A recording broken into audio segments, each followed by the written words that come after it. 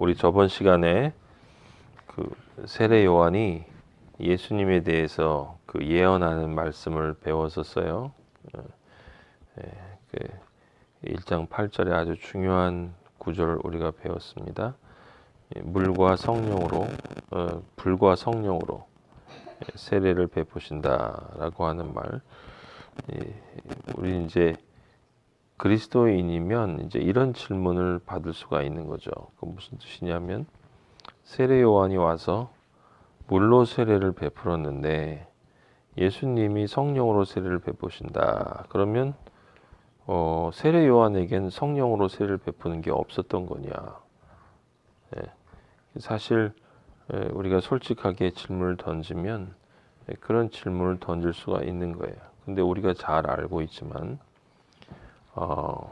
세례 요한이 성령에 이끌려서 빈들에서 세례를 줬거든요. 그러니까 세례 요한은 성령과 관계없이 세례를 준 게 아니에요.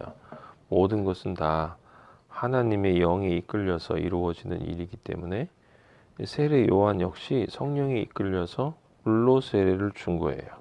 전혀 관계가 없는 게 아니었다는 거예요.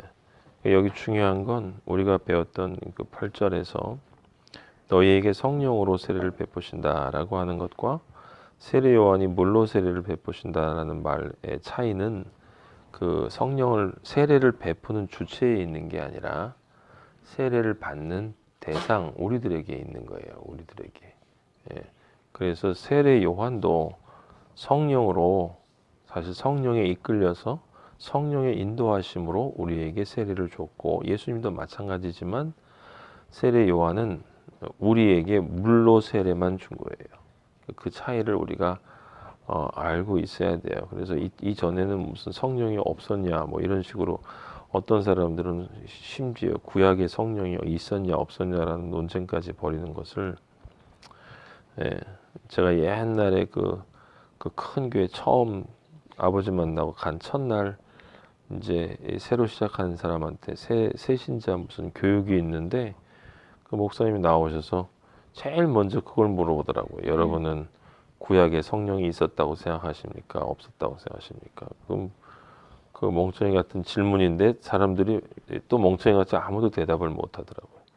성령님은 아버지와 아들과 성령은 항상 함께이시고 하나이시고 늘 동행하신다라고 하는 것을 우리가 한 하나님, 한 진리의 새 모습이다, 새 역사다라고 하는 걸 우리가 기억하고 있어야 그게 이제 헷갈리지 않는 거예요. 성령으로 세례를 베푸신다라는 말이 사실은 우리가 이 8절 9절에서 딱 보는 것처럼 요한이 물로 이렇게 물을 쑥 부으면서 세례를 베푸니까 예수님이 성령을 쑥 물로 부는 것처럼 성령을 붓는 거다 이렇게 생각을 해서 사도행전에 그것만 생각하는 것이 있었는데 저도 그렇게 생각했었고 그것이 아니라 8절의 온전한 말씀은 나는 너희 애들의 죄를 없애고 온전한 마리아 같은 존재가 되게 만들거니와 예수 그리스도가 와서 그렇게 된 너희 안에 성령으로 들어가서 완전한 그리스도인으로 예수 그리스도로 완성해 내실 것이다 라고 하는 말이 8절의 말이다. 그래서 우리 예수님이 주여 주여 하는 자마다 다 아버지께로 나아가는 것이 아니라 오직 아버지의 뜻대로 행하는 자만이 아버지께 나아갈 수 있다라고 하신 거예요. 근데 그때 얘기하실 때 예수님이 오직 성령 세례를 받은 자만 아버지께로 나아온다라는 말을 안 하셨단 말이에요. 그죠? 근데 아버지의 뜻대로 행한다라고 하는 말이 또 우리를 생각하는 보통 사람들이 생각하는 것처럼 어떤 행위가 아닌 거예요. 그러니까 성령을 받아서 마지막에 아버지를 만날 때까지 그 성령으로 이끌려서 아버지의 뜻대로 행하는 삶을 살다가 온 사람만이 성령 세례를 받은 사람이 되는 거다. 성령 세례는 죽고 부활한다라는 이야기예요. 죽고 부활한다. 그래서 우리는 많은 사람들이 이렇게 대충 알고 있는 것처럼 성경을 읽지 않고 온전하게 읽어내야 된다. 그 창세기 1장의 아버지의 창조의 역사가 바로 성령 세례, 물 세례와 성령 세례가 바로 창조예요. 창조의 6단계다라고 하는 것을 이제 우리는 알았어요. 이제 오늘 9절을 봤는데 9절에 그때에 예수께서 갈릴리 나사렛으로부터 와서 요단강에서 요한에게 세례를 받으셨다라는 말이 있습니다. 그때에라고 하는 것은 바로 때가 이르렀으니 15절에 보면 때가 찼고라는 말이 있어요. 때가 찼고 세례 요한이 광야에 이르러 죄사함을 받게 하는 그것도 그때가 되어라고 하는 말이 또 있습니다. 아버지의 성령이 이끌려서 아버지에게는 항상 때가 있어요. 근데 그 때는 아버지의 때는 항상 완전한 변화가 있다라는 것을 우리가 창조가 반드시 있다라고 하는 것을 우리가 기억을 해야 되겠다. 지금 그때라고 하는 것은 바로 때가 찼다라는 뜻이고 예수님이 나중에 내 때가 아직 이르지 않았습니다 라고 하는 이제 때가 왔으니 라고 하는 그런 말들이 다 그런 말들이고 바로 아버지의 시간을 뜻하는 거죠. 이제 예수님이 여기 9절에 그때라는 것은 이제 예수님이 시작을 하실 때가 됐다라는 뜻이에요. 그러니까 인간이 되어서 그 아버지의 아들이 되어지는 그 길과 그 길을 이제 모범으로 보여주실 때가 되었다라고 하는 겁니다. 그래서 예수께서 갈릴리 나사렛으로부터 와서라는 말이 있는 거예요. 예수라고 할 때는 항상 나사렛 예수예요. 그리스도가 아니에요. 예수 그리스도 할 때 예수는 인간 예수를 뜻하는 것이고 그리스도는 하나님, 구원하시는 하나님을 뜻하는 거예요. 예수 그리스도라는 말 안 자체에 하나님으로서 인간이 되신 우리 진리이신 하나님을 나타내는 말이 그 모순되는 말이 예수 그리스도라는 말 속에 들어있는 건데 예수님은 누구냐면 갈릴리 나사렛의 예수예요. 역사적인 한 개인인 것처럼 오지만 지금 예수님이 이제 시작하신 거예요. 때가 돼서 무엇으로 죄인인 인간이 되셨는데 그것을 바로 갈릴리 나사렛이라는 말로 이야기를 하는 거예요. 요한복음에 보면 나다나엘이 우리가 메시아를 보았다라고 하니까 나사렛에서 무슨 선한 것이 날 수 있겠느냐라고 한 말을 우리는 다 알고 있어요. 나사렛에서 그리고 바리새인들이 같이 논의하면서 너희가 율법을 읽어봐라. 어디 나사렛에서 메시아가 온다고 그랬냐.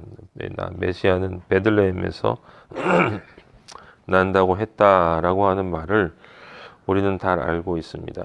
나사렛에서 어떻게 선한 것이 날 수 있느냐라는 말에 담긴 의미는 그 나사렛이라는 곳 자체가 악이라는 뜻이에요. 악. 거기는 선한 것이 날 수 있는 자리가 아니다라고 하는 것이고 그들이 한 그 말 속에 담겨진 의미, 영적 의미는 바로 우리 모두가 나 자신이 나사렛의 존재였다라고 하는 거예요.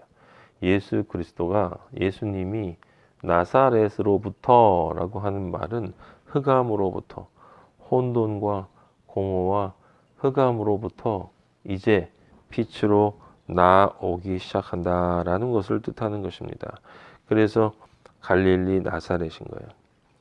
그러니까 우리가 많은 오해를 하죠. 이 갈릴리 나사렛은 그 뒤집어서 말하면 사마리아보다도 못한 곳인 거예요. 사마리아보다도. 그냥 단적으로 표현하면 막달라 마리아 그 사창가에 있던 그 여자로 상징되는 악으로 도배가 되었다라고 유대인들이 생각했던 그 지역. 그걸 우리는 이제 또 다른 의미로는 아주 천한 곳, 물론 천한 곳이기도 하고 또 그것을 우리가 다른 의미로 그래서 겸손이라고 얘기하는데 사실은 갈릴리 나사렛은 바로 우리들의 고향인 거예요. 우리들의 고향. 우리가 갈릴리 나사렛 사람인 것입니다. 악에서 아버지를 모르던 존재가 사는 모든 그들이 사는 곳이 갈릴리 나사렛인 거예요. 거기가 그래서 제가 오늘 아침에 그 또 아버지가 마태복음 28장 10절에 제자들에게 가서 갈릴리로 가라고 해라. 거기서 나를 볼 수 있을 것이다. 라고 이야기한 그 말에 그 진짜 의미 중에 하나를 또 하나 아버지가 알려주셨는데 그건 뭐냐면 예수 그리스도가 갈릴리에서부터 시작을 한 건데 갈릴리에서 나오셨다는 건 예수님이 갈릴리 나사렛에서 오셨다는 건 죄인으로 시작했다라고 하는 거예요. 그건 그래서 우리한테 갈릴리 교회, 갈릴리로 가야 나를 만난다라고 하는 것은 계시록에 나와 있는 것처럼 네가 어디서 떨어졌는지 기억하라는 거예요. 넌 죄인이다. 그 어둠의 자리에서 나왔다라고 하는 것입니다. 낮은 자리에서 가장 비참한 자리에서 나왔다. 그러면 갈릴리로 와라라는 얘기는 무슨 뜻이겠어요? 처음부터 다시 시작하라는 이야기였어요. 처음부터 다시 시작해라. 아무것도 된 것이 없다라고 하는 거예요. 다행히 은혜로운 건 아버지가 처음부터 이제 다시 시작해도 되겠다라고 인정해 주시니 얼마나 감사한 거예요. 이 제자들한테 3년 반 따라다닌 제자들한테 이제 다시 시작해도 된다. 다시 시작해라. 어떻게? 성령을 받고 다시 시작해라 라고 하는 말을 예수님이 그 제자들에게 하신 거예요. 그래서 갈릴리로 오라고 한 것입니다. 예수님이 나오신 그 갈릴리 나사렛으로 상징되는 지역으로 어디서 떨어졌는지 기억한 그 자리로 가서 다시 죄인된 심정으로 깨끗하게 죄를 자복하고 회개하고 떨어진 걸 기억하고 성령을 받아서 이제 처음부터 다시 시작해라. 온전히 시작해라. 지금까지는 엉터리였다. 엉터리라는 것은 뭐 온전하게 엉터리는 아니에요. 그것도 역시 경험을 해야 되는 것이기 때문에 그래서 아버지가 우리에게 그런 말씀을 주셨던 거예요. 근데 예수님이 그래서 여기 보면 나사렛으로부터라는 말이 나와 있는 거예요. 죄의 자리로부터 오신 것입니다. 그러니까 9절부터 예수님이 우리가 되어지신 것이 안수를 받는 안수라는 것으로 상징되어진 죄인이 인간이 되어서라고 하는데 창조의 시작이 흑암에서 빛을 보는 것이기 때문에 거기에서 예수님이 시작을 하신 것이다 라고요. 이때부터 예수님이 우리를 대신하고 계시는 것을 우리가 알고 있는데 요단강에서 요한에게 세례를 받으셨다라고 하는 거예요. 이게 중요한 건 이게 우리가 구약의 이스라엘 민족을 보면 이 요단강이 아니라 홍해가 나와야 될 것 같은데 여긴 요단강이 나왔어요. 요단강은 거기서 지나가면 승리의 자리인 가나안이에요. 가나안. 그러니까 지금 9절에 우리 예수님은 그 홍해로 오지 않으시고 요단강으로 왔다라고 하는 것은 무엇이냐면 이 지금 여기 성령 세례라는 것은 성령 충만을 나타내는 것이다라고 하는 것입니다. 이제 승리의 삶을 살아야 하는 자리로 예수님은 바로 오신 거예요. 바로 오셨어요. 바로 오셔서 세례를 받으셨어요. 거기까지 가야 한다는 것을 뜻하고 왜냐하면 그렇게 가야 요단강에서 세례를 받아야 우리가 가나안으로 가야 그때서 우리는 살아난다. 10절에 살아나는 것이고 그때 비로소 하나님 아버지가 하늘을 가르시고 성령을 보내셔서 이제 네가 내 아들이다라는 걸 인정해 주신다는 뜻이에요. 우리가 그래서 요단강을 건너 가나안으로 들어가지 못하면 죽어버리면 여호수아와 갈렙이 되지 못하면 아버지의 아들이 온전하게 될 수 없다라고 하는 뜻입니다. 그래 여기 지금 이 9절에 10절에 보면 곧 물에서 올라오실세 곧 물에서 올라오실 세례를 받으시고 곧 물에서 올라오실세. 우리가 세례를 받으면 우리의 옛 자아가 죽고 새로운 자아로 태어나는 일은 곧 죽으면 바로 아버지가 우리를 살려주시는 것입니다. 그래서 물에서 올라와야 우리는 물과 분리되어지는 존재가 되는 것입니다. 세상 죄악 바다와 분리되어지는 존재가 되니 이제 거기 물로 다시 들어가면 안 되는 거예요. 물로 들어가지 않는 존재임을 내 자신이 드러내야 하늘이 갈라지고 이 엄청난 역사입니다. 하늘이 닫혀 있는데 하늘이 닫혀 있어요. 하늘이 닫혀 있으면 비가 내리지 않습니다. 아버지의 말씀을 알아먹을 수가 없다는 뜻이에요. 들을 수도 없고 받을 수도 없다라고 하는 것인데 우리 엘리야 사건 기억하죠? 내 말이 있지 않으면 비가 내리지 않는다라고 하는 거예요. 아버지와의 관계가 이루어지지 않는다는 뜻이죠. 그러니까 그 말도 하늘이 갈라지고 성령이 비둘기같이, 비둘기는 성령을 상징하는 존재니까 자기에게 내려오심을 보시더니 예수 그리스도가 성령으로 잉태하셨는데 왜 또 성령이 비둘기같이 내려오신다는 뜻이냐? 성령이 비둘기같이 내려오신다라고 하는 것은 성령이 임재한다라고 하는 이 성령이 충만한 존재다. 성령의 존재다. 우리 아가서에서 보았죠.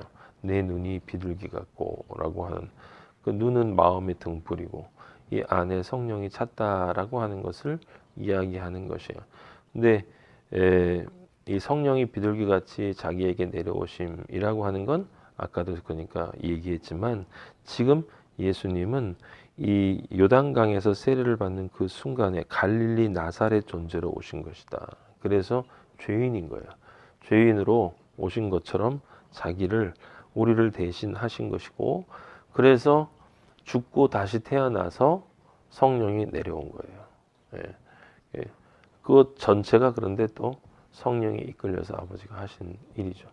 그 11절에 하늘로부터 소리가 나기를 너는 내 사랑하는 아들이라 내가 너를 기뻐하노라.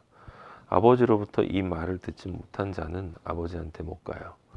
모든 개인은 아버지한테 분명하게 이 말을 들어야 하는 것입니다. 사람의 말처럼 저는 못 들었는데요 라는 것은 그건 아직 복음이 뭔지를 모르는 거예요. 우리는 영으로 반드시 들어야 돼요. 물론 영으로 듣는 사람은 육으로도 듣는 것입니다. 마음으로도 듣는 거예요. 마음으로 듣는 게 아니라 영으로 들어야 돼요.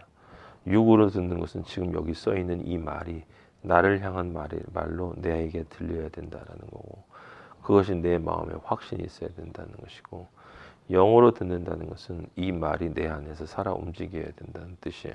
그러니까 11절에 바로 이 말이 있고 나서 예수님이 12절 보면 성령이 곧 예수를 광야로 몰아내신지라 이렇게 쓰여 있어요. 근데 제가 오늘 아침에 지금 조금 보면서 이 같은 구절을 마태복음에 거기 말고 누가복음 4장 1절에 보면 이렇게 쓰여 있어요. 예수께서 성령의 충만함을 입어 요단강에서 돌아오사 광야에서 40일 동안 성령에 이끌리시며 자, 지금 4장 1절하고 우리가 조금 전에 봤던 마가복음 1장 12절하고 성령이 곧 예수를 광야로 몰아내셨다라고 하는 말이 이게 몰아내셨다라는 말이 이게 무슨 말이냐? 우리는 지금까지 어떻게 알았냐면 이제 성령을 받았으니까 우리가 생각할 때는 그냥 홍해를 건넜으니 이제 광야 가서 살아야 된다라고 이렇게 생각을 했단 말이에요. 근데 그게 아니고 몰아내셨다라는 건 누가복음 4장 1절에 보면 성령의 충만함을 입어 거기 구절이 중요해요. 예수께서 성령의 충만함을 입어 요단강에서 그다음에 뭐라고 써 있어요? 돌아오사 그랬어요. 돌아오사. 우리 그리스도인에게는 돌아오는 것이 없어. 우리는 늘 나아가는 거예요. 나아가는 것. 그런데 우리에게 돌아온다라는 말을 쓸 수 있는 유일한 때는 언제냐면 내가 아버지 안에서 완성이 되고 요단강을 건너서 승리의 사람이 된 후에 이제 수평적으로 다른 사람들에게 그 진리를 전해줘야 될 때예요. 그러니까 지금 4장 1절에 돌아오사라는 말은 지금 이미 간 길을 다시 오는 거예요. 이건 몰아내셨다라고 한 거예요. 이게 무슨 뜻이냐면 아버지가 예수님이 실제 삶은 우리가 사는 삶을 살아야 돼. 그래야 우리가 예수님과 함께 구원을 받아요. 그래서 누가복음 4장에 있는 이 역사, 누가복음은 우리 인간으로서의 예수 그리스도를 강조하는 거다라고 제가 말씀을 드렸었죠. 예, 이 마가복음은 일을 하시는 예수님인데, 그래서 누가복음 4장에 이 일은 지금 인간으로서 받으시는 거예요. 예수님이. 그런데 인간으로서 이 지금 유혹을 이기시고 승리하고 사람들에게 진리를 전하는 이 일을 하시기 위해서는 예수님이 완성되어야 되는 거예요. 예. 그래서 지금 마가복음에서 예수도 그렇고 다른 모든 복음서에서 예수님이 다른 곳이 아니고 요단강에서 세례를 받으시는 것이다. 예. 그래서 요단강을 우리가 잘 모르는 사람들이, 그래도 종교인들도 요단강은 죽음이라는 것을 다 알잖아요. 저 하늘나라로 가는 것이다. 사람들 죽으면 요단강 넘어간 날이라고 하는 말은 이제 정말 이 세상에서 완성되었다라는 것을 뜻하는 거예요. 그게 성령 충만이 되고, 그래서 하나님 아버지가 너는 내 사랑하는 아들이다, 내가 너를 기뻐한다라는 말을 저 천국에서 들어야 되는 거야. 근데 그 일이 천국에서 일어나는데, 그 요단강은, 근데 이 세상에서 우리는 반드시 요단강을 건너야 된다. 그럼 무엇을 뜻하는 거예요? 내 자아가 완전히 죽어야 된다라는 것이고, 그래서 이것이 여기서는 완전한 승리하는 그리스도인을 상징하는 것이다. 예수님이 완전한 존재로서 12절에 광야로 내몰려지세요. 거기 가서 사람들 구하고, 그 다음에 다시 세례를 받는 거기까지 오라는 거예요. 돌아가서 그 길을 다시 오라는 거예요. 무슨 말인지 이해가 되죠? 그러니까 사도행전에서 제자들에게 갈릴리로 오라라는 말이, 첫 번째는 아까 우리가 얘기한 것처럼 처음부터 다시 시작하라라고 하는 것이고, 두 번째는 뭐냐면 성령을, 예루살렘을 떠나 성령을 받아서 다시 갈릴리로 가야 한다는 거예요. 그래서 거기에서 그 길을 가며 사람들을 나에게로 이끌어와야 한다라고 하는 것을 뜻하는 아버지의 그 지상 명령을 나타내는 것이다 라고 하는 것이죠. 근데 이 누가복음에 보면 재밌는 게, 지금 같은 구절을 이렇게 보면 누가복음 3장 21절, 아까 얘기했던 백성이 다 세례를 받을세 예수도 세례를 받으시고, 여기 보면 백성이 다 세례를 받는데 예수님은 거기 껴 있어요. 인간으로서 다른 사람들과 하나인 존재로서 지금 여기 등장하고 계시죠. 그런데 그 다음은 똑같아요. 그죠? 근데 그 뒤에 뭐 있냐면 기도하실 때에 라고 하는 말이 나옵니다. 세례를 받으시고 기도하실 때에 라고 하는 거예요. 그러니까 이 기도라는 단어도 우리가 하나님에게 드려야 할, 세례를 받고 나서 아버지께 우리가 어떤 존재임을 온전하게 드러내는 작업이다 라고 우리가 생각할 수가 있는 것이고, 그냥 받으시고 감사기도 한다라는 단순히 그 뜻이 아니라, 받았으면 기도라고 하는 것은 이제 분향단의 제사의 향기로 아버지께 질 수 있는 존재임이 드러나야 한다라고 하는 거예요. 그것이 세례를 온전하게 받은 증거가 되는 것이고, 그때 하늘이 열리게 된다. 근데 이 21절에 이전에 보면 누구 얘기가 나오냐면 세례 요한 얘기가 나와요. 세례 요한. 근데 세례 요한 얘기가 나오는데, 그 세례 요한이 7절에 보면, 3장 7절에 보면 누가복음에 뭐라고 그러냐면, 세례 받으러 나오는 무리에게 독사의 자식들아, 누가 너희에게 일러 장차 올 진노를 피하라 하더냐라는 소리가 오죠. 소리로 전하는 거야. 지금 예수님이 하실 말씀을 미리 준비하러 와서 지금 하고 있잖아요. 그리고 나서 사람들이 어떻게 해야 되냐라고 하는데, 이제 율법을 이야기를 해요. 그쵸? 옷 두 벌 나눠줘. 쭉 얘기를 합니다. 그리고 이제 얘기를 다 했어요. 이렇게 해라 라고 얘기를 했습니다. 그리고 나서 17절에 보면 손에 키를 들고 자기의 타작마당을 정하게 해서 알곡은 모았고, 이건 분명히 심판에 대한 이야기인 거예요. 그러니까 예수 그리스도가 오셔서 복음을 전하시고 마지막에 완전히 심판해서 너희를 갈라놓는 그 일까지 할 거다. 우리가 불과 성령으로 세례를 베푼다라는 말이 지금 여기서 나오는 말인데 이 말이거든. 17절까지. 그런데 18절, 20절까지 갑자기 헤롯 얘기가 나와요. 분봉왕 헤롯은 여기 지금 여러 가지로 권하여 백성에게 좋은 소식을 전하였으나 라고 나오잖아. 백성에게 좋은 소식을 전하였으면 그런데 백성은 이란 말이 안 나오고 분봉왕 헤롯이 나와. 이 무슨 뜻이냐면 분봉왕 헤롯이 백성을 대신해서 나온 거야 지금.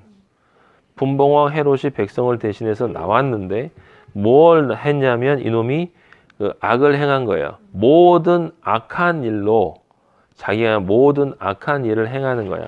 그래서 요한에게 책망을 들어요. 그런데 요한을 옥에 가둬버려. 그러니까 자기의 어두움의 세계 속에 진리의 복음의 선포를 가둬버리는 거예요. 그러니까 지금 앞에 요한이 한 말과 지금 인간을 대신해서 헤롯이 나온 말과 그 다음에 21절에 그런데 또 백성이 다 세례를 받을세 이렇게 써 있거든. 그 이건 무슨 뜻이냐면 정확하게 요한복음에 그가 세상에 오셨는데 자기 땅에 왔는데 자기 백성이 영접치 아니하였다라는 말이 지금 3장 앞부분에서 이루어진 거고 하지만 영접하는 자 곧 그 이름을 믿는 자들에게는 하나님의 아들이 되는 권세를 그게 21절 22절에서 이루어지는 거예요. 다시 마가복음으로 돌아가면 또 하나 우리가 기억해야 될 게 같은 병행 구절에서 마태복음 4장 3장 14절 내가 당신에게서 세례를 받아야 할 터인데 당신이 내게로 오시나이까 예수께서 대답하여 이르시되 이제 허락하라 우리가 이와 같이 하여 모든 의를 이루는 것이 합당하니라 하시니 이에 요한이 허락하는지라. 여기 14절에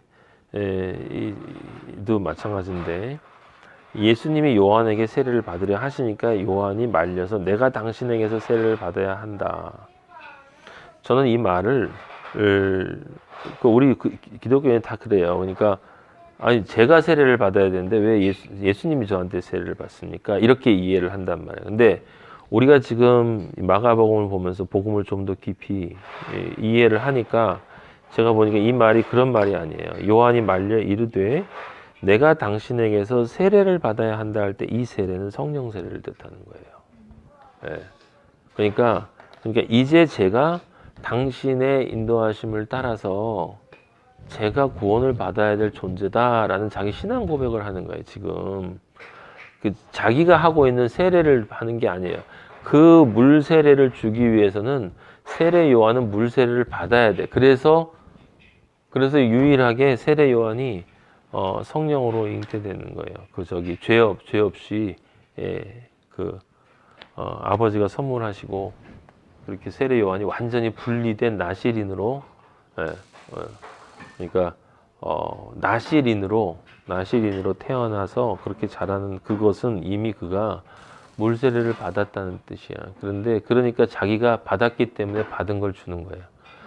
우리가 되어지지 못하면 줄 수 없어요.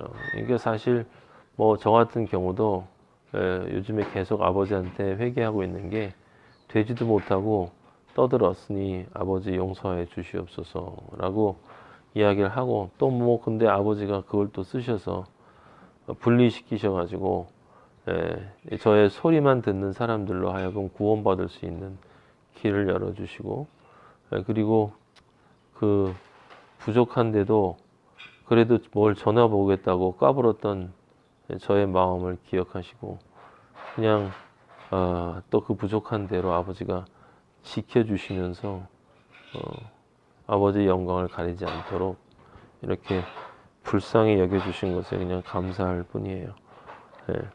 여기 오늘 우리 마가복음 지금 9절에서 11절까지 봤어요. 막연히 알고 있던 이게 나에 대한 이야기인데 이게 어떻게 나에 대한 이야기인지를 우리가 분명히 알았으니 아버지께 감사해야 되는 것이고 이 9절에서 11절까지 일이 우리의 삶에서 완성되기를 아버지께 간구하고 함께 나아갔으면 좋겠습니다. 아버지 감사합니다. 영광 받아 주시옵소서. 저는 이런 말을 할 자격도 없는 사람입니다.